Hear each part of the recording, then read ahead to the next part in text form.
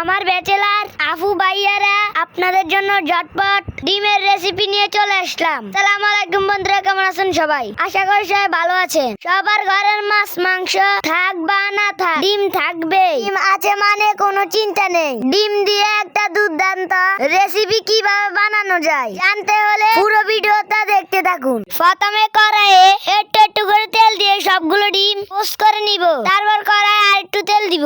এরপর অনেকগুলো পেঁয়াজ কুচি দিব। এই ডিমের রেসিপিতে পেঁয়াজের পরিমাণ বেশি দেওয়া লাগে, আর পেঁয়াজের সাথে আমি কাঁচামরিচ কুচি করে দিয়েছি। তারপর অনেকক্ষণ নেড়ে চেড়ে বাদামি কালার করে ভেজে নিব।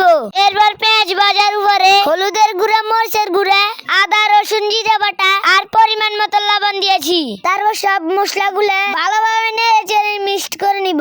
মশলাগুলো কিন্তু তেলের উপরে কষে নিয়েছি। এরপর মশলায় পরিমাণ মতন পানি দিয়ে যখন ফুটিয়ে আসবে তখন আগে থেকে ভেজে রাখা ডিমগুলা একটা একটা করে কড়াইয়ে দিব।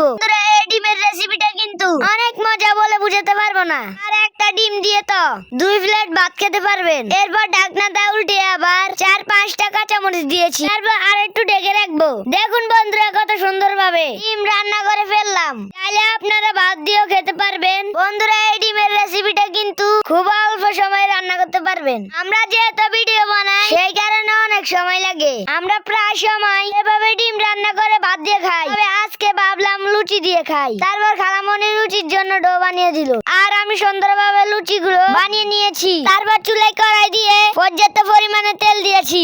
এরপর লুচিগুলো ভেজে নিব।